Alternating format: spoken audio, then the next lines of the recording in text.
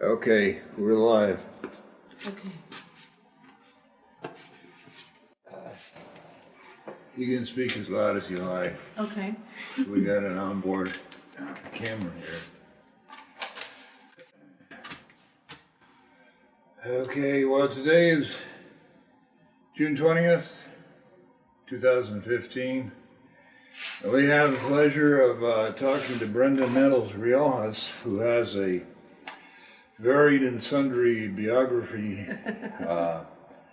that includes a lot. She can fill in whatever she thinks is important that I miss, but she's the Public Relations Director of the Diocese of Brownsville. That's in Texas. And also she's a published poetess and newspaper editor, editor of the Valley Catholic, and has had a career in public relations and career in several other things too, if you care to mention it. So how are we doing today? As you know, Edgar, my life is in constant motion, which is a blessing. Yeah. And so there's always something, and so you adapt to the moment as you have done so today with our... If you start to sweat, you better mention that the air conditioning is on. Yes. But if you don't start to sweat, we don't have to get into that. Yeah. No, I mean, life is in motion. Life, I have discovered, is an adventure, and I adapt and move forward. We've talked about it before. My mother died at 50, and I'm 49 and a half. So I am very cognizant. We need to celebrate and live each day that we have, because we don't know how much more time we have. And for me, her death, she died 23 years ago, it made a huge impact and changed the course of my life, in that I don't wait for things to happen or put things off. I embrace adventure. I embrace the chaos that may come from a day, and move with it, as opposed to I've always heard struggle against it. That when, especially a mother dies at an early age, it always changes the life of her children, especially her daughters, in either a positive way or a very negative way, but there is always change. There's always and it I always think makes it was a difference. There's a great loss, but to celebrate her memory and that her loss was not in vain. My life is different, And you've written a book of poetry about her and your relationship with your mother, and in fact, you've done a one-woman show play about that as well. That was definitely stepping out of my comfort zone. The play, the poems.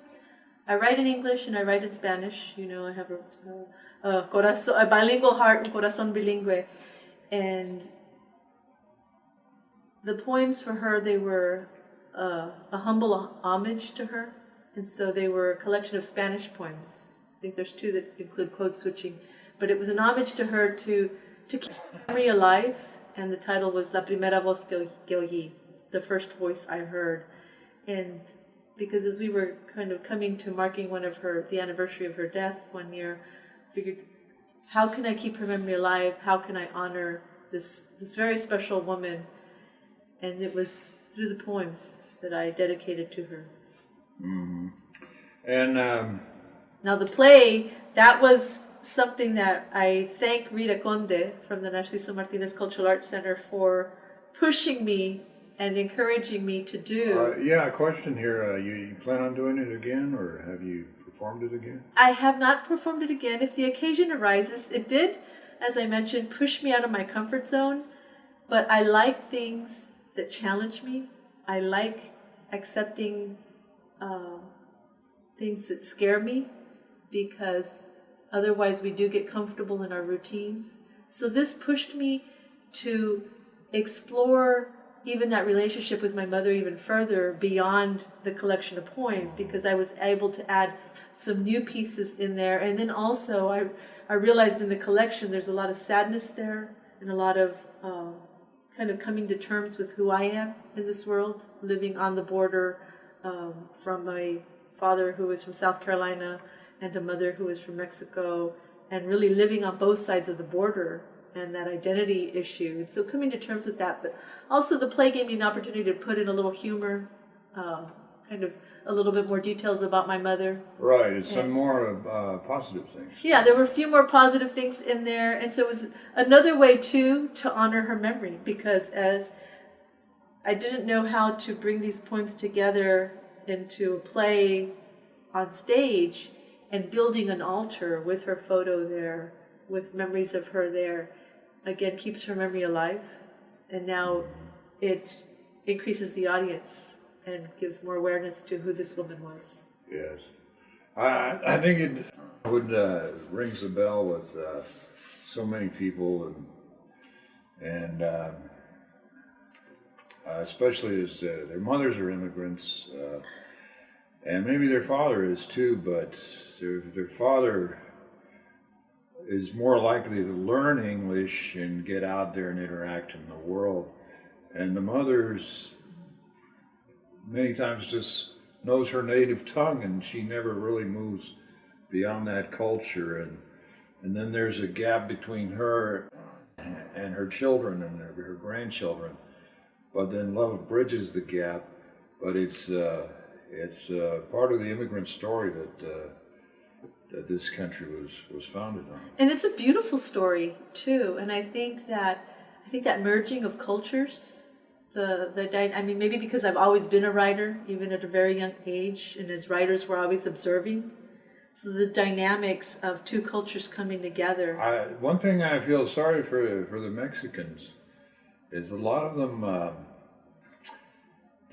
can't do other accents of different ethnic groups because they don't really exist in Mexico, like the Italians and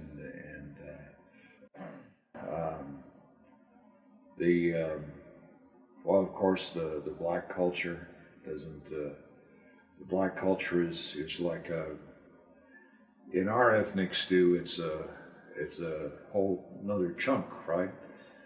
But then it's part of the stew too. But in Mexico, it just kind of all blended in. But I think that the regions do have a little different, like. Oh, they make fun of people from different regions. Yeah, that's what they do in Mexico. Regions, and then there's the indigenous tongue, and so I think there is a little bit. Oh, they make fun of the Indians a lot, and I'm sure the Indians make fun of them too, and everyone makes fun of the Mexican, the DFers.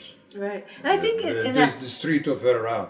Yeah, and I think that in that use of make, it's not so but much they don't making have people fun. but all over the world. Like we'll do a German accent, we'll do a Dutch accent, an Italian accent, a Swedish accent, like yo, yeah,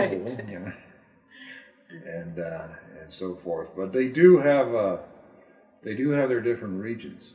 Yeah, I think so. Oh, then they have the Central Americans to make fun of. Yeah, and you talked about immigration.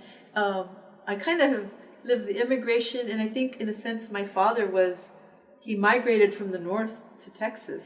He was actually on his way to Bolivia to go to school in Bolivia and ran out of money, so took a job in Brownsville and met my mother, and there went the rest of his plans to Bolivia and stayed in Brownsville. So he left South Carolina to stay here on the frontera. So I think that, he had to do some That's not as adjustment. much cultural shock as Bolivia, but it's a lot. Yeah, so I mean there was some changes for him to get accustomed to here living on the frontera as well. Yes.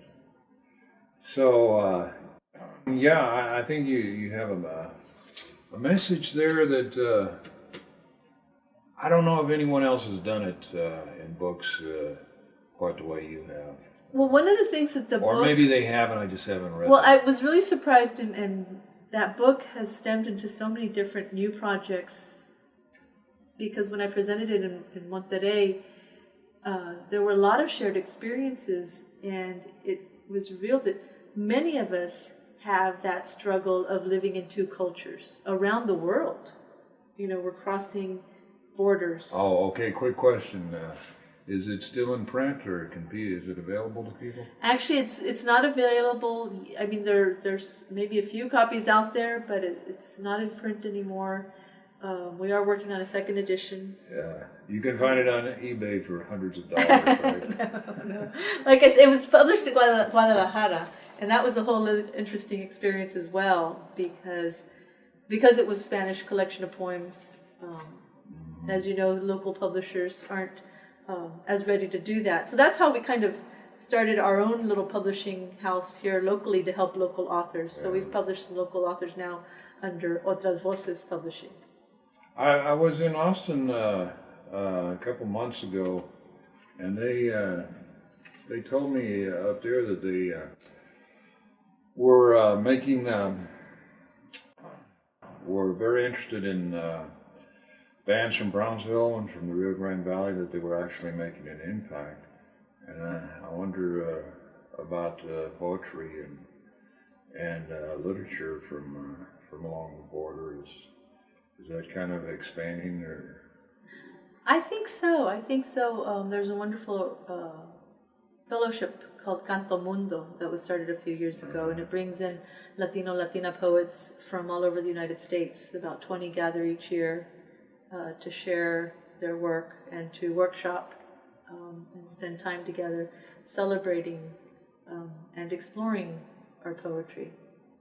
So I do definitely think there's a growing awareness, and I think I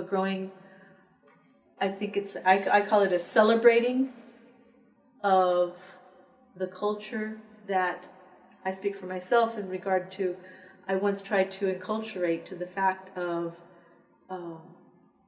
almost losing my Spanish tongue, because growing up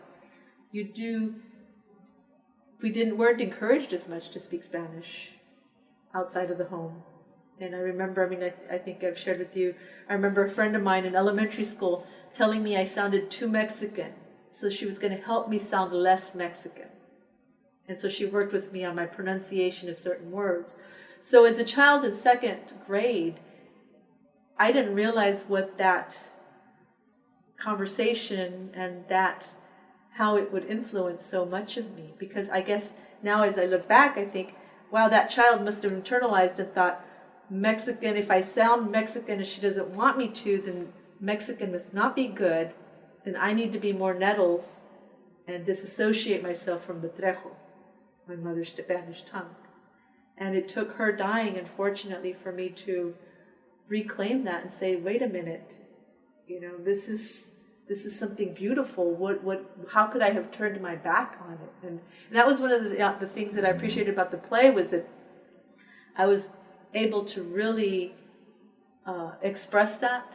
There's a poem in the collection that called Otra Voz, and it talks about losing my Spanish tongue and trying to enculturate and assimilate, and then now reclaiming it. Mm-hmm. And so on stage, I did, put a sign that read guilty. I was guilty of trying to deny my Mexican side. And that's unfortunate that at one time anybody would have to feel that. It is, but then that's the way of life too. The culture wars, first there's a war and people get killed and armies are defeated. Then there's a culture war.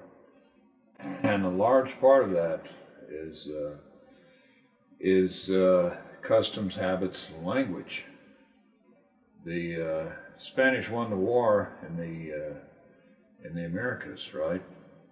So guess what? Everybody speaks Spanish, mostly, except the ones that speak Portuguese, because and all across Europe, everyone spoke Latin at one time, and their languages are still based on that. So you have the United States, English culture, and Mexico, Spanish culture, and they are very protective of their culture. In fact, too protective in a way. English is, borrowed, or you could say stolen or whatever however you want to say it. Phrases and words from all over, all sorts of countries. Spanish not so much, and the French not so much either. And the French have said, that word is not French. We're not going to allow that, you know. But the unfortunate thing, the reality is we all speak the language of the conquerors. If it's Spanish, or it's English, or it's... In India, they speak a lot of English because the English were there running things for so long. Right. And in Lebanon and Egypt and Morocco, before Muhammad came along, they didn't speak Arabic. The Arabs imposed that because they conquered the countries and they continued a cultural war. Right. Now. So I think it's exciting that we are through writing. So do we need a war, or should we have like an accommodation? I don't think it's a war or an accommodation. I think it's a celebration and recognition that diversity is good, that multiculturalism is a blessing, and that we should honor that. And I think that you're finding through writing, through art, people are embracing their cultures. They are making a statement as to, we will not be conquered. We will embrace the language of those who came before us, and also celebrate the language that is prevalent as well, but not, and I think we can do that at the same time. I don't think you have to abandon one to take on another. I think that and language is evolving. By the third generation, immigrants have usually abandoned their grandparents' language. It's unfortunate that that does happen, but I think at some point that many third generation immigrants will kind of find their way back to their culture, right? To their original culture. Yeah. And I think that you see that happening throughout the United States. I mean, especially here in the frontera, that I guess we really never have lost our culture so much. But well, there is a danger we get close. We get an influx all the time. There was a study done in El Paso. I think it's the same for the Valley. Over 30% of the people in El Paso are foreign born.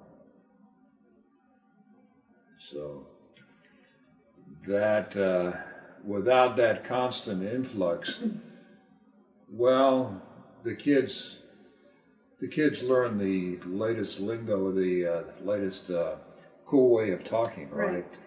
Well, and that goes back and to... then they kind of forget.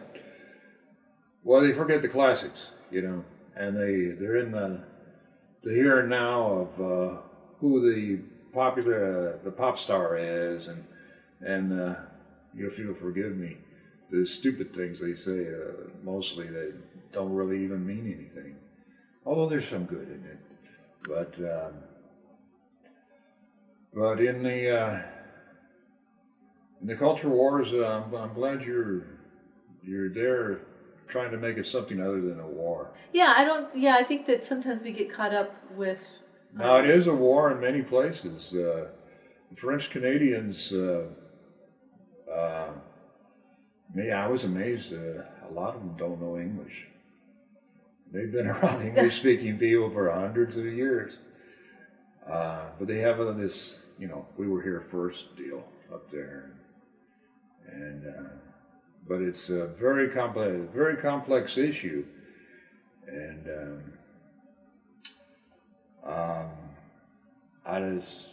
the more we get delve into it, I think the more sense we can make out of it. Well, and the thing is, language is always evolving and changing. It's inevitable that just, I mean, there's throughout the world, language changes. Yes, always.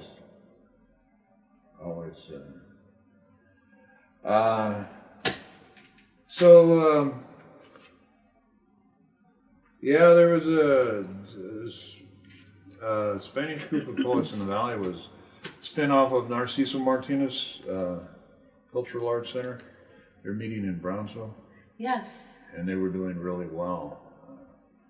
Then the Border Patrol picked up their leader. Oh, I hadn't heard of that. Oh, So, that's unfortunate. Yes, it was a real blow against literature. Oh. But no, I guess you've also done a lot of international cross border work with poets, and again we see just crossing a river. You're in a whole different world, aren't you? It is. I was really excited.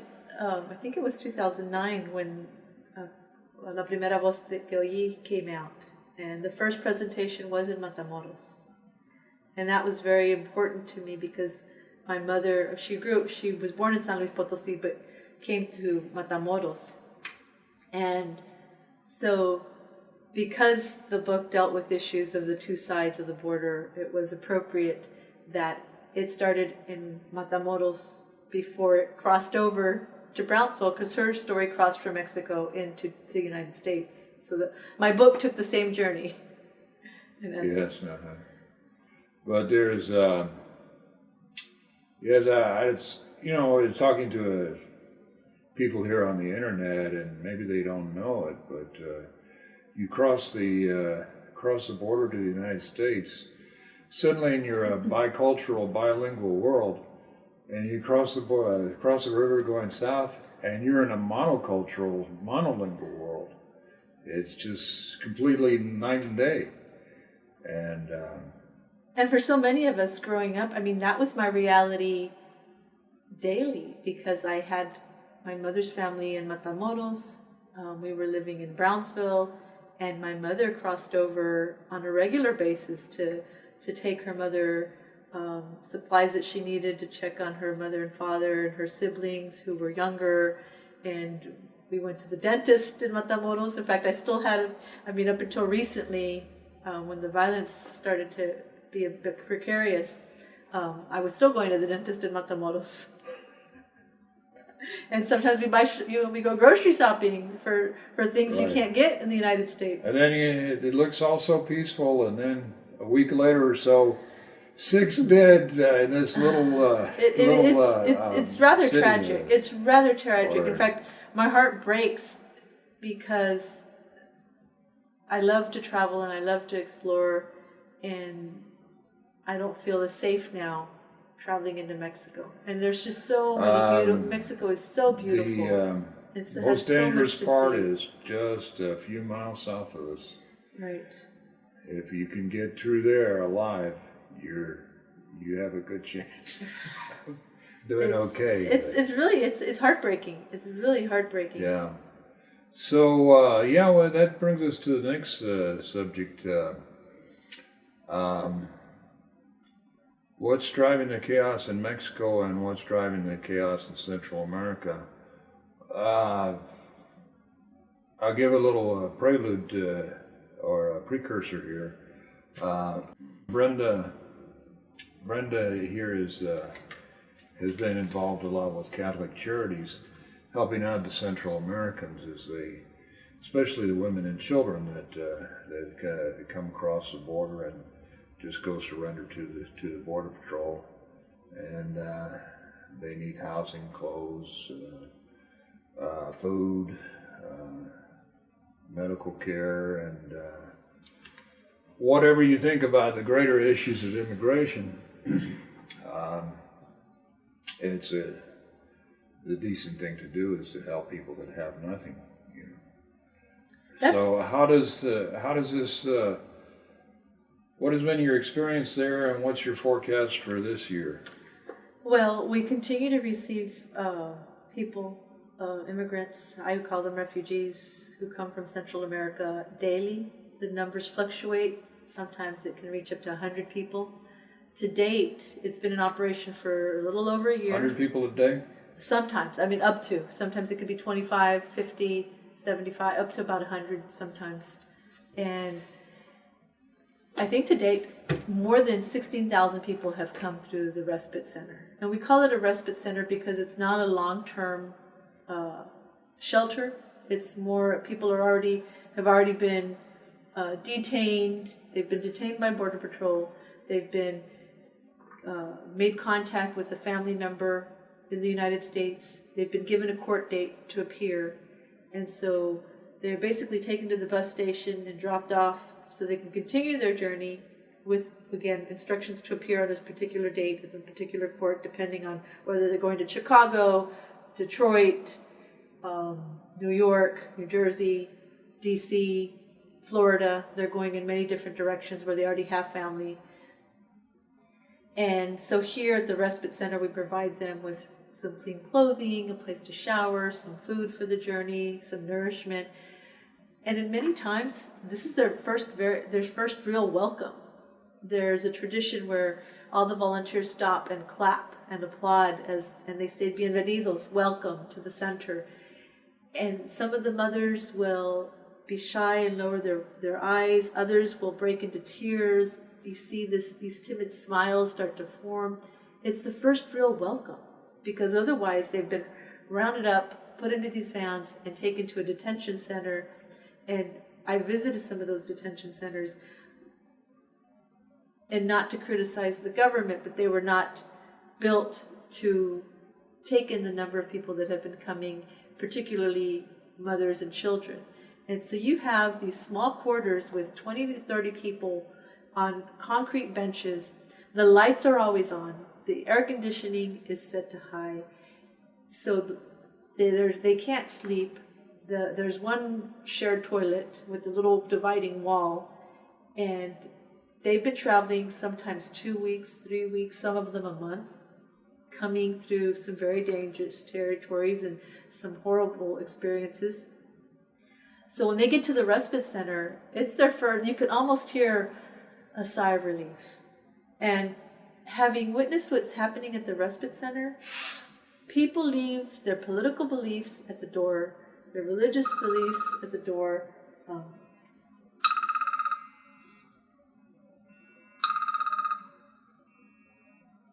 I'll call you back, I'm doing an interview.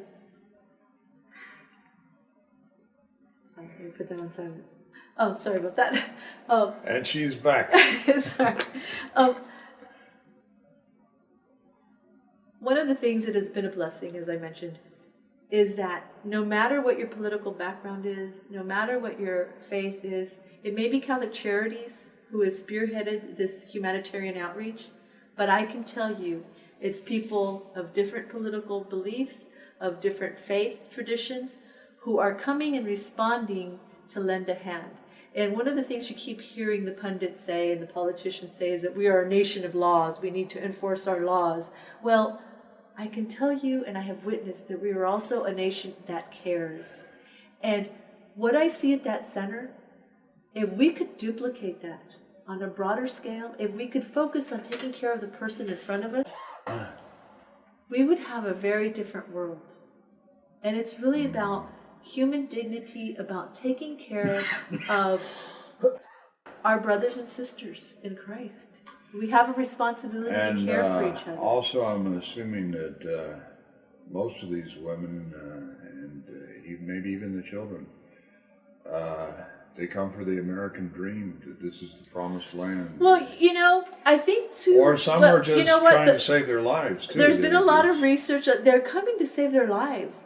There's been a lot of research. We have Catholic Relief Services who's been in the ground, on site in Honduras and El Salvador and Guatemala for years. And keep in mind, these are some of the most violent places in the world. They're fleeing for their safety. They are concerned about their child who, as soon as becomes of age, is asked to join a gang. And if they don't join a gang, they'll be killed or somebody in their family is threatened. And for the young girls, as soon as some of the gangs start to eye them when they're on their way to school and they become of a certain, appealing age to them, they're in danger as well. So unless they hook up with a gang and then one of the gangbangers, they're fair game. There are some very real dangers that sitting here in the United States in air-conditioned homes, maybe not today, I don't have air conditioning today, but sitting in the comfort of what the American dream provides, so many of us are clueless. The bishop has visited personally in some of the Central America, and we had contact and information. The reality is that given the choice, they would love to stay in their home country. I interviewed one father who left El Salvador because mi El Salvador es muy pequeño para mí. Se hizo muy pequeño. It's just become too small for me because there's nowhere. He had a small business and he was being asked to pay, I forget what it's called, but kind of a tax to the gang. It's a quota or... Yeah. And so they call it mordida in Mexico. He had another term for it, and I can't remember it at this moment. But so they, given the chance, what we consider the American dream, that's our ideal. Their ideal is finding a safe place to live, a safe place to bring up their children. I've told, they would prefer to stay at home, and I think that's something we forget. Like this, that America is populated by immigrants that would rather have stayed at home. They would rather have stayed in Italy or Russia or Germany or wherever. They didn't come from the top of the society. They came from the bottom. Yet they've they created the most powerful country, the most free country in the entire world. So in fact, there was a recent study, and I can't remember the numbers, but it was huge, as to the number of displaced people throughout the world. So it's not just people coming from Central America. There are people. No, Europe has a big There problem. are people who are fleeing insecure places. Now Europe has a problem that we really don't have. They have a cultural war with the Islamic population. And if the Islamic population becomes predominant, becomes a majority, well, they are all going to be under Sharia law. And I don't know if anybody can really deny that, sincerely deny that, and actually believe that. At least our immigrants they're peaceful for the most part. In fact, this might sound a little ethnic, but it seems like Mexicans and Central Americans are actually quite a bit more peaceful than white people are. You know, I don't want to get into a comparison of the people, but I will say that the people I've met, they're just such beautiful and humble people. People who are really trying. Well, there's nice white people too. Yeah, that's what I'm saying. I don't want to get into a comparison. But I know some that are not so nice. And I think you're going to run into that no matter. I mean, the different culture. That's not unique to any. But anyway, they're not culture. bombing us. They're not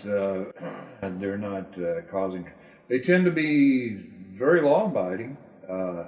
Immigrants tend to be law. Now that being said, there are a lot of criminals coming up through the southern border too. There's gang members. There's they say the Zetas and the different cartels are in all the American cities, which brings us to another point. What is driving the chaos in Central America? And that could take a whole other show, Edgar. I mean, because there's been. You want to put it in a nutshell? I think it's a little more complicated to put it into a nutshell. It goes There's back. A whole variety. It goes of back things. for years. It goes back to free trade. It goes back to corporate welfare. It goes back to drug wars. It goes back to all of which the United States is up to their past our eyeballs in. Yeah, I think what we need to focus on is taking care of the people who are in our midst. We can't serve. We can't. Well, the bigger picture. We can't solve the world's problems. The bigger picture is can be daunting. But yes, I think there's hope. it takes a lot. Well, it's good. It would take more time than we have today. Right. Yeah. It can be done. But I will tell you, though, that my heart is uplifted by seeing how people respond and come from all over. We had families spending their last week of school vacation coming, I think, from Maryland to volunteer and help with the refugees at the center. So when you see that people care and will take care of, will do what they can so that we can take care of each other, that gives me hope. That does give me hope for the future of our world. Oh yeah, then we would have to get into like globalism and all sorts of things. Yeah. It's just a huge subject. Right. So those subjects, we do what we can in our writing to address them in the small ways that we can, and by helping others. So. Oh yes, and if it wasn't for the good people in this world, there would be no hope. Right.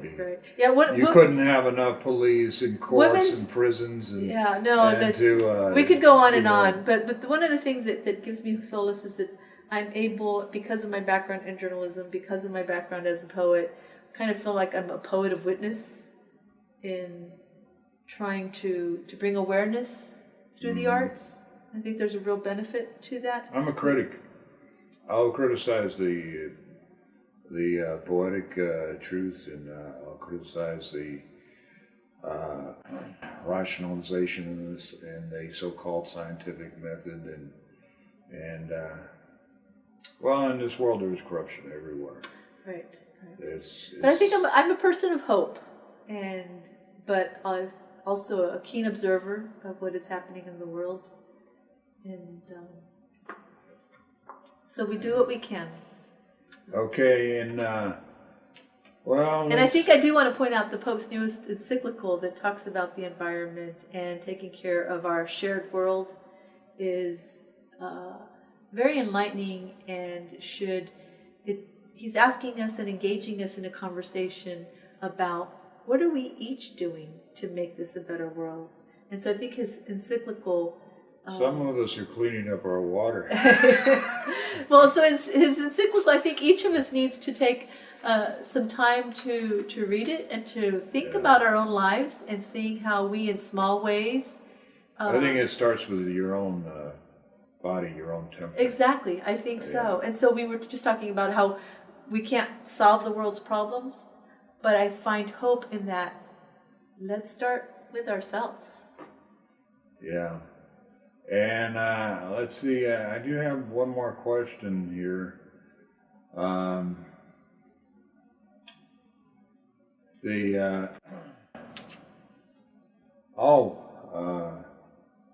What do you see for the future along the border here? It's hard to say. Such a dynamic place, isn't it? It is a dynamic and wonderful place, and as you know, I've traveled all over the world. And there are beautiful places in the world, so many beautiful things to see, so many wonderful opportunities. But I keep coming home, and as much as I sometimes say I'm going to move to Italy and maybe other places in the world, the border is home, and it's unique, and it's evolving, and it is almost like one of the last frontiers. There's an energy here that really can't be duplicated. I'm looking forward to when we can reclaim the border for tourism, and there's the actual, cross. Well, now tourism is all one way. The Mexicans all come up here, but the Americans don't go there. In fact, even Mexicans that are like residents here don't go there, because why go there and get shot or kidnapped or robbed if you don't have to? Yeah. So I'm looking forward to that changing someday. I do hope, because like I said, it's heartbreaking, and I don't even want to think about it sometimes, the fact that we can't cross into Mexico as Yeah. easily and travel back and But forth. one as we thing once is did. that the drug war, a large part of the drug war is ending. Marijuana, its imports from Mexico are down because there's so much here, and it's a better quality, from what I understand. Yeah. A lot to explore. Yes. There's a lot of issues and a lot of issues that are just greater than what we sometimes we feel we're just little people, but the little people need to rise up. Well, like we said earlier, I mean, it starts with what can I do in my own home and with my own, the people within my midst, and taking care of the environment and creating peace in our homes and in ourselves. Like you said, it starts with ourselves, creating peace in ourselves and being good stewards of this shared world that we have. And it's a beautiful world. And yes, there are some tragic things happening. There is definite evil is in the midst, but there is beauty and there is hope. And I think that is the beautiful message that, God sent us a Savior. And I think that my faith life has really influenced my outlook on life. And okay. Now we come to the ending plug portion of our show. Plug your website and plug your newspaper. Okay, well, I'm the editor of the that. Valley Catholic newspaper, and I will say that at a time when the secular media is downsizing, Catholic media is growing, because I think that the secular media is not providing as much relevant information for people, and our Catholic nobody believes them anymore. Well, and our Catholic press, of Valley Catholic newspaper, you'll find stories that you're not going to see anywhere else, because we're not afraid to cover some stories that the secular media stays away from, particularly in protecting the unborn. So yes, I'm the editor of the Valley Catholic newspaper. Right. I am also, when I'm not working with the diocese, on the side I have a radio program called Corazon Bilingüe. The website is corazonbilingüe.com. And Maybe you should spell that for people. Corazon Bilingüe. Well, maybe you should look it up. No, I have to. I'm a visual. I don't want to misspell it out. It's CorazonBilingue, Bilingual Heart, corazonbilingüe.com. And Right. it features conversations with writers about the dynamics of language and culture and how that impacts our writing. And there's a number of how are you interviews. doing with your PBS affiliates? The Or PBS. do you have? Are you on many?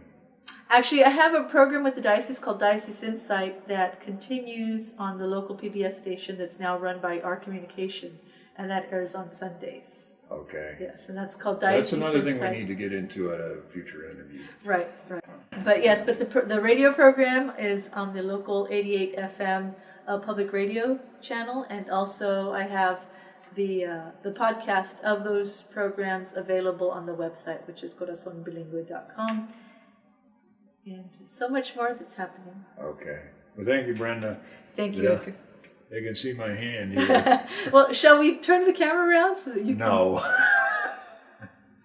No, I'm the editor of the Writers of the Rio Grande.com, and you can see videos and things about me there if you like.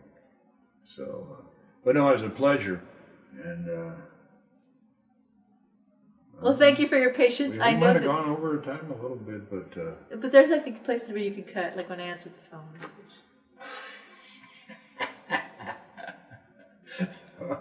okay, Brenda. Thanks a lot. Thank